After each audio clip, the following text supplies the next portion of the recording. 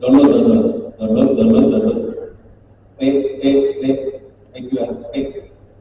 Prom, ada prom Pak itu, jangan gini, jangan pakai itu, pakai klik kanan, open with, edit, nah, lebih enak. Oke, naik ke atas, jangan yang itu jangan dibuat, itu buat bikin glossary, daftar pustaka segala macam. Ambil yang bawahnya, ambil, oke sampai situ, klik kanan copy, paste. Ini termasuk bikin skripsi ya, oke. Ini minta maaf karena alirannya open source, jangan mention Microsoft, jangan pakai Google, pakai open source gitu, ya, supaya kita tidak dijajar, ya. Bukunya diganti, nah ini gunakan outline atas dokumen itu, nah itu diganti jadi risk management. Oke, risk management. Tadi judulnya apa? Bikin risk management doang. Udah. Ini diambil. Ini perhatiin kalimat paling bawah adalah expand bab berikut. Artinya nanti bab satu kita taruh, bab dua kita taruh, bab tiga kita taruh. Di situ ya. Ambil, klik kanan copy, paste. Terus itu di ask anything di paste di situ aja. Enggak di prompt. Oke. Sekarang ambil salah satu bab 10 aja tuh, bab 10 contoh aja biar bab 10 itu bab 10 ambil terus sampai harus ke bab 10. Oke, bab 10 diambil, B-nya ya, terus kita gak mau sih, ambil dari bawah, berarti jangan sampai lampiran. Nah, situ ambil ke atas. Iya. Ya, oke, klik kanan copy. Oke, enter di situ, master. Kirim send. Udah, babnya. Makanya bab 1, 2, 3 masuk. Cepat, sejam bisa. Asli selesai. Tapi kuncinya rahasianya adalah upload buku referensi. Nah, tugas Anda adalah minta sama Pak Yan supaya perusahaan digitalnya bisa diakses. Pak Yan bisa terus. Tapi bukan, yang ada di Pak Yan buku-bukunya lebih ke arah AI, cyber security. Di saya di rumah semua jurusan ada. Jadi kedokteran ada, ekonomi ada, komunikasi ada, semua jurusan ada. Totalnya sekitar 8 tera sih. Cuma jujur sekarang lagi beli hadis susah banget. Saya lagi mesin hadis nggak berdapat. Jadi tukang toko-toko hadis nggak mau jualan hadis. Ini beres ya, coba lihat hasilnya. Ini udah jadi. Oke. Masih berapa menit lagi? 10 menit lagi. Oke. Sekarang 10 menit. Ini buku beres ya. Sekarang kalau kita, yang penting bukan tulis buku Pak. Yang susah adalah kalau kita punya data, bikin paper jurnal, gitu ya. Jadi Anda harus punya data. Data nggak bisa dibikin pakai AI, nggak bisa. AI itu bohong. Jadi jangan pernah berharap kita bikin data pakai AI. Jadi kita harus penelitian, mendapati data segala macam, data itu yang bisa kita analisa dan itu bisa bikin deskripsi, paper jurnal dan sebagainya. Sekarang masuk ke ini explore lagi. Oke.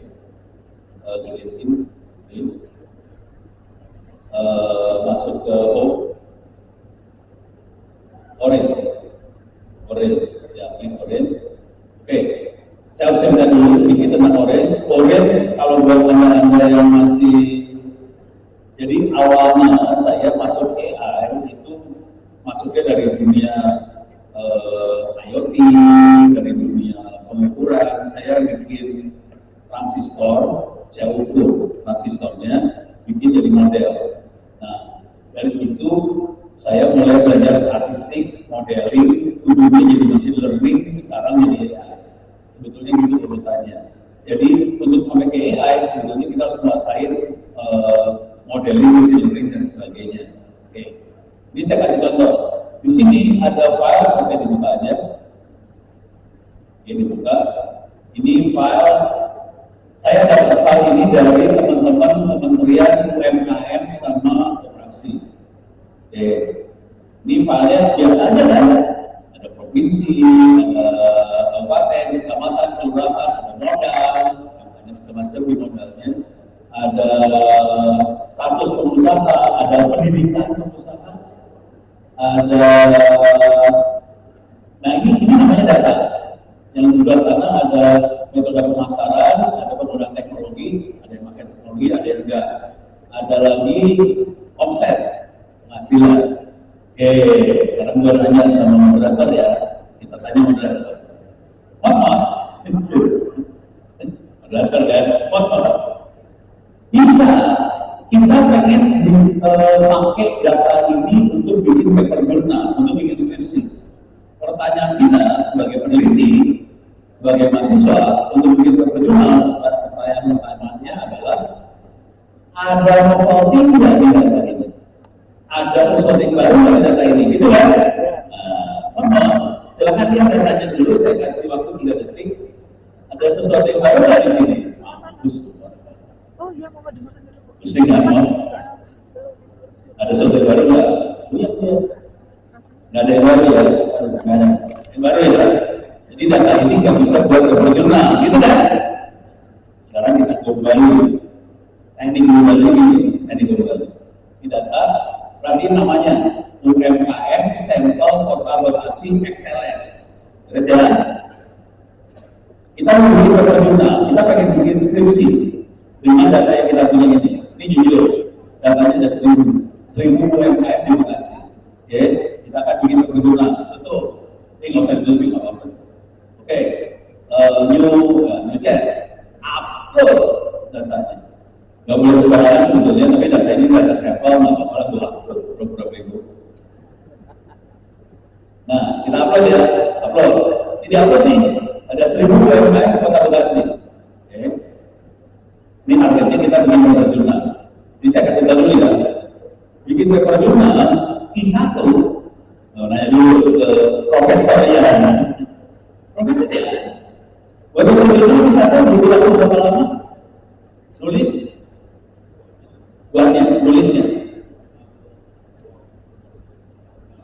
1 bulan lah ya, 2-3. Kalau level profesional mungkin 2 minggu.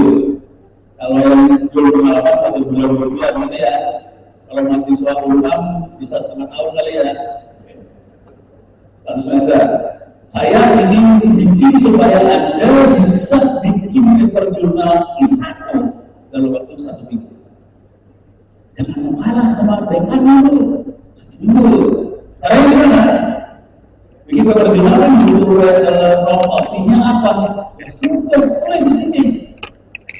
Novelty apa yang ada di data yang saya attach, yang saya upload, itu aja. Enter, beres. Dapat novelty itu dibangkan pakai pro macam-macam. Kalau mau baca tekniknya nanti ada di dalam s.id/books. Ada buku teknik menulis jurnal dibantu AI aja, gratis, nggak usah bayar. Bayarnya apa? Habis sholat orang tua. Selama seumur hidup lo 5 hari sekali, mahal. Ini perhatiin dia mulai baca nih. Kalau tadi merasa tidak ada yang baru lagi di situ, kita lihat ada sesuatu yang baru nggak? Oke, salah. Kalimatnya promnya agak salah sih sebenarnya tadi. Harusnya saya promnya ada novelty yang baru untuk paper jurnal Q1. Itu harusnya promnya. Tapi udahlah. Tapi dia akan ngomong yang baru juga. Sorry ya, ada yang baru. Tapi nggak tahu. Kalau jujur ya, kalau kita lihat data, biasanya seringkali kita nggak tahu sesuatu yang baru, novelty-nya nggak kelihatan. Tapi kalau sudah memakai AI, dia akan lihat. Nanti diprompt lagi metode apa buat mengeksplorasi data novelty tadi. Keluar metodenya keluar. Tolong dibikin grafiknya, keluar grafiknya. Tapi itu harus dikerjain juga secara manual ya. Jadi kita nggak bisa bikin paper jurnal 100% mengandalkan AI, nggak bisa. Jadi kita prompt, kita jadi prosesnya, novelty-nya, proses nyari sesuatu yang barunya dibantu ya cepat. Saya rata-rata bikin paper jurnal seminggu. Ada beberapa mahasiswa di TTS masuknya Sinta 2 bahasa Inggris pakai ya. Tapi dia juga coding juga ya, jadi bisa jadi. Jadi 2 menit lagi. 2 menit lagi. Ya udah, katanya jadi ya. Tadi tunggu keluar kan. Oh, keluar. Ya, nanti ada sama seperti nomor 1, buahin 2, buahin 3, buahin 4. Nah, kalau mau aman, kita masukin dalam satu paper jurnal. Kalau mau aman, satu paper jurnal jangan cuma 1 novelty. Kalau mau aman, satu paper jurnal sekitar 3-4 novelty. Tapi kalau aman banget, buat Q1, semuanya masukin udah 7 nih. 7, ada lagi yang tadi nggak? 7 novelty masukin semua. Kemungkinan besar paper jurnal kita akan diterima. Dan harus jago sih kalau nulis. Saya waktu itu masuk ke Q2 di Korea. Jadi gini ceritanya, kita harus ngerti psikologi si reviewer jurnal juga. Seringkali jadi gini, dunia juga pengen tahu apa yang terjadi di Indonesia. Nah ini saya masukin paper jurnal tentang pertandingan hackingnya Indonesia. Kebetulan di kampus kemarin waktu itu kita bikin pertandingan hacking.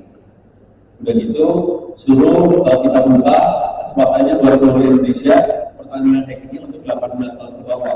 Maksudnya SMA, SMK 18 tahun ke bawah. Konsekuensi yang terjadi 18 tahun ke bawah, kita nyebar seluruh Indonesia pakai web. Kita kasih workshop online free, begitu pertandingan hacking free. Semuanya data, semuanya nulis dari sekolah mana, dari kota mana. Akibatnya apa yang terjadi? Saya dapetin peta hackernya Indonesia dari mana saja. Waktu bikin paper jurnal, di dalam paper jurnalnya saya bikin peta Indonesia dikasih gambar hacker yang konsentrasi hacker paling banyak di mana, gitu. Terima langsung Q2 Korea dengan mudah masukin, seminggu langsung tembus. Jadi harus ada dikit. Sekarang pertanyaannya ke moderator, yang siap. Hacker Indonesia dari mana paling banyak?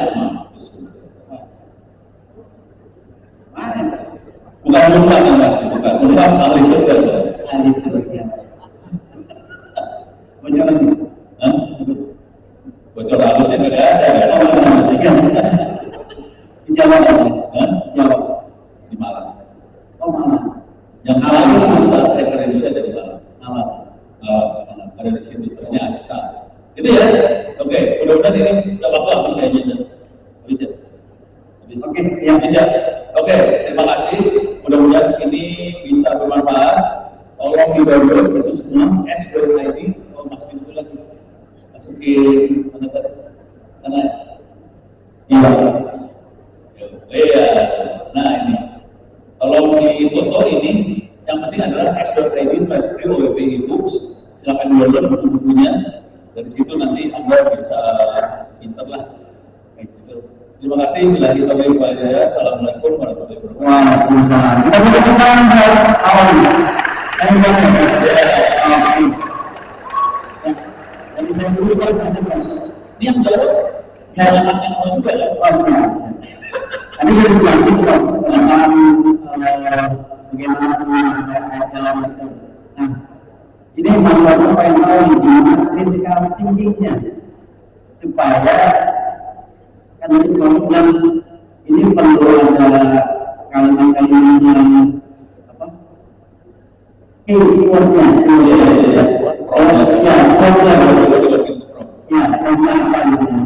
itu bikinnya gimana? Mau saya dulu, mau si Jack dulu. Jack dulu ya. Ada parah lu anak kayak gimana? Ini versi Ono ya. Ono nggak sekolah AI. Yang sekolah AI itu curang. Versi saya gini ya. Satu, jam terbang pengalaman itu akan memudahkan kita buat bikin prompt. Nah, buat yang masih muda-muda ya harus banyak menderita, banyak baca buku, kerja yang benar, nanti kebayang kalau untuk ini saya butuh apa aja. Nah, apa aja yang tadi harus semuanya dimasukin dalam bentuk kata-kata di prompt. Seringkali kita berasumsi AI-nya akan mengerti apa yang kita mau, AI akan mengerti apa-apa. Lalu dia awalnya harus. Dan jangan pernah langsung percaya apa yang ditulis sama AI. AI suka salah banget. Jadi pas keluar baca lagi, ini nggak mungkin, ini salah. Kita harus ganti promptnya. Nah itu orang seringkali langsung percaya. Jadi batasan kita baca lagi dulu gitu ya. Tapi jam terbang kita akan lebih banget sih. Jadi saya sama teman-teman dosen yang lain seringkali beda banget promptnya antara saya sama dosen yang muda-muda ya. Dosen muda biasanya promptnya sederhana banget. Karena saya hidupnya sudah sengsara, banyak sekali kesusahan yang pernah saya lewatin, promptnya lain banget. Itu akan Jadi beda sering juga. beda banget. Jadi apa kita sering ngobrol Sering hidup sengsara dah. Oke, Ada kabarnya aja. tambahan mungkin. Sama, kurang lebih sama. Oke. Ya, jadi tadi ketika ini itu Pak ya. Critical thinking dari situ kita akan semakin kritis, makin kita bisa melihat celahnya makin tajam karena pengalaman sengsaranya kita tadi. Jadi lebih tahu apa kesulitan yang mana dulu baru bisa tahu ya. Iya. Kalau enggak kita nggak ada masalah. Terus gimana menjaga keseimbangannya? Bagaimana kita kemampuan teknis itu jadi etika? Etik tadi kan kau bilang wah ini maka nih, wah ini sulitnya. Itu gimana tuh untuk mengetahui supaya kita aman kalau Oke. Sebenarnya inilah. Iya. Kalau kita akan merugikan orang lain, itu kita akan bablas etik. Oke. Kalau kita positif, aman. Itu aja sih, positif negatif doang. Oke. Itu kan ada ya insting di kita. Kita akan mencelakakan orang lain apa enggak? Ya udah, remnya ada di situ. Ya. Kita kasih tepuk tangan dulu ya Pak. Ini jawabannya aku udah berbeda aja. Iya. Kita bukan ya, kita akan memberikan offline ya, dan ya, 3 dari panitia. Oh itu udah ada yang mau nanya. Ya, silakan duduk. Belakang juga udah ada itu. Satu depan. Oh sini juga ada. Silakan Yang sebelah sini kayaknya ganas ya. ya benar. Ya, yang sama namanya sebutkan nama Pak Joko. Di sini. Ya, ya. Wah, belakang tuh semangat tuh udah ngaku terus sampai ada Ya, ya. Ada iya. Yang mana orang kemarin ya kita buka pembelajarannya. Oke, cukup ya, sudah. Oke, silakan. Assalamualaikum warahmatullahi wabarakatuh. Waalaikumsalam. Perkenalkan nama saya Bunga Jura dari semester 6 6, oke. Kami siapa? Bunga. Om. Di sini saya ingin bertanya, dari semua materi yang sudah Bapak paparkan di seminar ini, Bapak kan menggunakan checklist dari saya lihat Menggunakan Checklist. ChatGPT Plus. Oh, ChatGPT Plus. oke. Plus. Oke.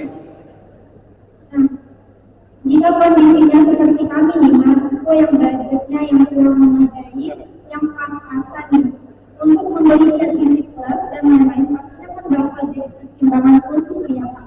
Oke.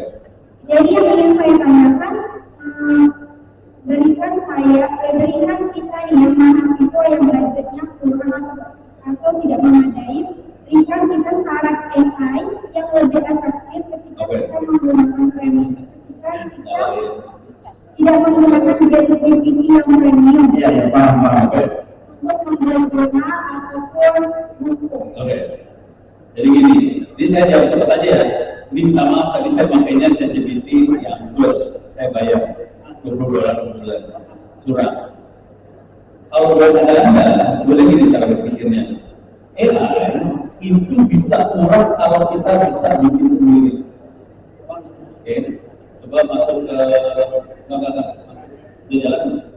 Daripada kompos PS, kompos, pakai minus, kompos PS. Oke, jalan, buka browser. Ini ada AI-nya loh. Kalau waktu yang sempit saya nggak bisa ngasih lihat. Tapi di komputer saya ada AI-nya, masuk localhost. Nah, ini perhatiin alamatnya.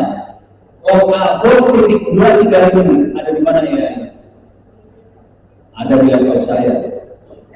Kita bisa bikin AI lokal sendiri di laptop sendiri, di komputer sendiri bisa bikin. Ini AI-nya lokal.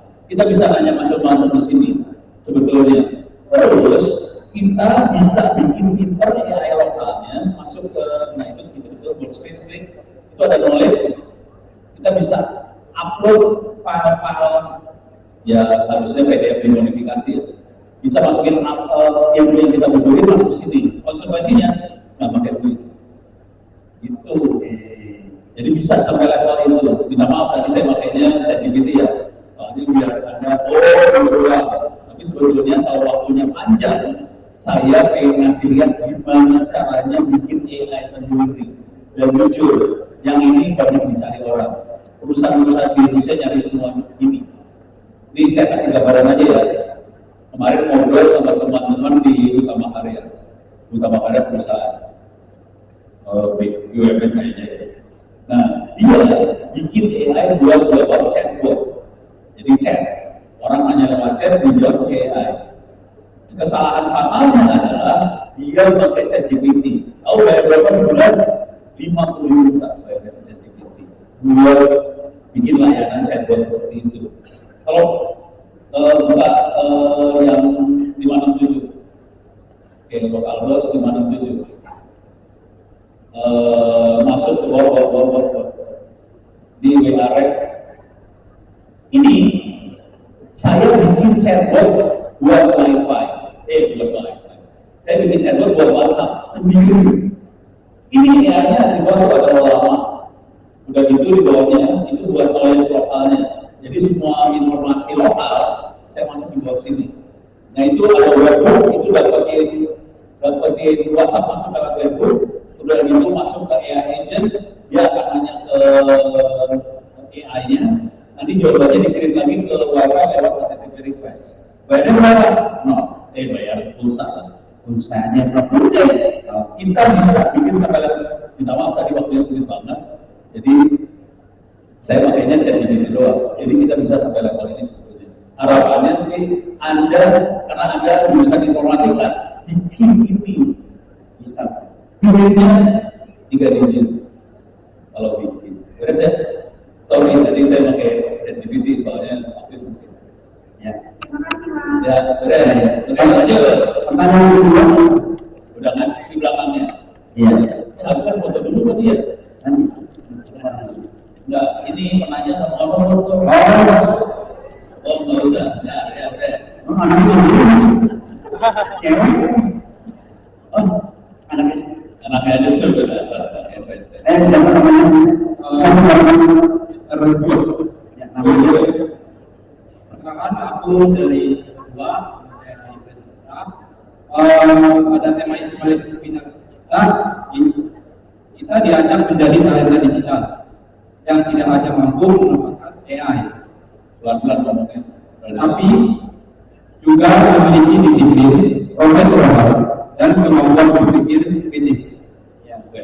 Pertanyaan saya, menurut Bapak Insinyur Ono Eukurdo, apakah tantangan terbesar mahasiswa teknik informatika di era AI saat ini adalah menguasai teknologinya, atau justru pertahanan kemampuan berpikir kritis, etika, dan integritas ketika pada proses dapat dilakukan secara instan oleh AI, dan bagaimana kami mengharuskan mempersiapkan diri agar menjadi talenta digital yang benar-benar siap menghadapi masa depan. Oke. Saya jadi gini, berpikir kritis, etika dan sebagainya harus dimengerti, diresapi oleh semua mahasiswa, bukan cuma informatika. Jadi ekonomi semuanya harus ngerti yang tadi. Oke.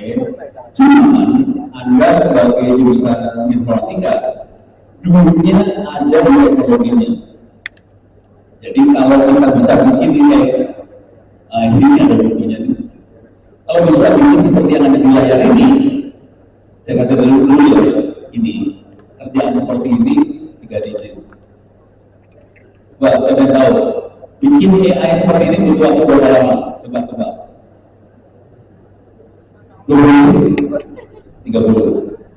30 menit, tapi ngedownload modelnya butuh waktu sekitar beberapa jam download modelnya. Yang susah bukan itu. Yang susah adalah bikin paper ini masuk ke ini modelnya, itu masuk lagi. Itu ada yang sebelah kiri yang knowledge. Ini knowledge. Kita harus upload ke sebelah kanan. Jangan salah balik. Itu klik dulu masuk ke, nah itu ada upload file sana. Klik. Nah ini itu kita upload file supaya si AI kita pintar. Yang pertama adalah bikin file buat AI-nya pintar. Ini lah asli, ini buatan. Dan ini hampir seluruh Indonesia nggak mau tahu caranya. Caranya diterangin ini. Jadi ada buku-buku saya, coba lihat yang itu bikin korpus. Dia udah tahu saya, dia tahu caranya kayak gimana. Yang buat korpusnya itu klik. Ini contoh salah satu bukunya. Membuat ini kalimatnya nggak ada tulisan AI ya. Korpus dulu klik. AI-nya nggak ada tulisannya kan? Kuncinya ada di sini salah satu. Bukunya ada dilepasin. Itu ini buatan bikinnya asli ini lama. Bukunya ada di sini. Terus ya. Terima kasih Pak. Ya, terima kasih. Mudah-mudahan nanti kita bisa belajar supaya bisa lebih rezeki dari yang lain. Ya, silakan. Ini kayaknya banyak banget ya. Seru. Sekarang ini yang mana? Oh, Ya, silakan. oh, 2 lagi. Silakan. Pagi Pak, saya Muhammad Ibnu Pradana dari jurusan Teknik Informatika semester 4. Pertanyaan saya itu tadi kan Bapak membahas tentang AI buat bantu nulis skripsi ataupun web jurnal. Oke.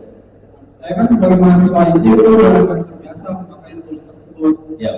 Nah, tapi untuk karya ilmiah, batas etis yang ideal itu sebenarnya di mana ya Pak? Dan sejauh mana kita boleh memanfaatkannya AI, misalnya membuat parafrase, memperbaiki grammar ataupun menyusun outline tanpa membuat kita kehilangan original jelas dan critical thinking yang nanti kita bisa mempertanggungjawabkannya pada saat sidang ataupun presentasi ke dosen. Ini cara berpikirnya. Kalau data kita bukan nyolong data orang, terus kalau tulisannya kita pakai buat bukan plagiat, jadi plagiat nggak ada, terus nyolong nggak ada, pokoknya etika itu tidak dilanggar, aman-aman aja. AI itu cuma kayak mesin ketik, tapi pinter, dia bisa bikin kata-kata. Tapi datanya kita semua nggak ada masalah. Jadi tetap originalitasnya ada di kita. Kan kita pakai pro, kita kasih minuman. Kayak kita minta tolong lupa ketik, tolong ketikin kalimatnya gini. Kalau sekarang kalimatnya cuma gini, tolong ketikin hasil penelitian bahas tentang ini. Kalimatnya dia yang bikin. Bedanya di situ aja. Tapi semuanya data kita. Jadi kita nggak melakukan apa-apa sih sebetulnya. Terus ya. Oke. Ya. Kalau itu jawab cepat ya. Habis ini ya. Waalaikumsalam warahmatullahi wabarakatuh. Perkenalkan, saya Sultan Samuel Fadilah. Saya dari jurusan Informatika semester 6. Di zaman sekarang, segala sesuatu bisa dibantu oleh AI yang dimana memberikan progres jauh lebih cepat secara overall. Ya. Sebelum adanya AI, saya yakin progresnya membutuhkan waktu yang lebih lama dalam membuat sebuah produk yang dibutuhkan. pertanyaan saya adalah apakah penggunaan AI bisa sebagai alat bantu yang efektif atau AI yang justru dapat menurunkan kualitas dan menjadi sebuah produk? Karena menurut saya ada perbedaan orang yang menggunakan AI untuk mengambil Benar banget. Ini benar banget ya. Ini benar ya. Jadi kalau kita nggak punya pengetahuan, jadi kita nggak punya pengetahuan, misalnya kita bikin aplikasi tanpa punya pengetahuan coding, tanpa pengetahuan programming, terus kita bikin aplikasi, prompt yang kita pakai ke AI, promptnya jadi sederhana banget. Hasilnya program yang dikeluarin bisa aja misalnya promptnya tolong buatkan aplikasi buat login. Itu orang biasa. Kalau kita jago coding, kita kan tolong bikin aplikasi buat coding. Pastikan nggak bisa dilakukan SQL injection lah, proses scripting lah. Jadi parameternya juga banget. Nah itu bedanya antara yang punya yang orang berilmu sama yang asal-asalan. Jujur, ini saya punya dosen yang bantuin di Pemkot Tangsel. Dia tadinya bikin aplikasi butuh waktu sekitar 2-3 bulan. Sekarang dia bikin aplikasinya sehari selesai. Pakai prompt, hasilnya tetap bagus. Karena memang dia punya programmer beneran. Nah, yang perlu Anda kuasai adalah Anda nggak bisa ambil AI murni, harus betul-betul belajar teori yang diajari sama dosen-dosen di sini. Jadi nggak bisa kita semuanya yang aja nggak bisa. AI itu tergantung perintah yang kita kasih. Kalau perintahnya terlalu sederhana, AI jadi salah hasilnya. Gitu. Anggap ini. Sebelum nggak halus sih. Kalau halus sih, udah dihaluskan. Baik di mana-mana. Itu perjalanan. Ini ada satu terakhir itu katanya cepat ya. Sudah. Udah. Jadi panitia. Bagaimana kita? Ya, jika pertanyaan ya, pertanyaannya adalah jika AI dalam lingkungan memutuskan sendiri untuk menyerah dan mengabaikan perintah aktivitas sebagai manusia, siapakah yang paling bersalah? Kenapa namanya? Begitu juga atau AI-nya. Jadi pertanyaannya di AI berkualitas. Ya, kondisi sudah gencatan senjata, tapi AI-nya tetap manusia. Yang salah siapa? Ini sama aja kalau nanya gini, Elon Musk bikin mobil otomatis.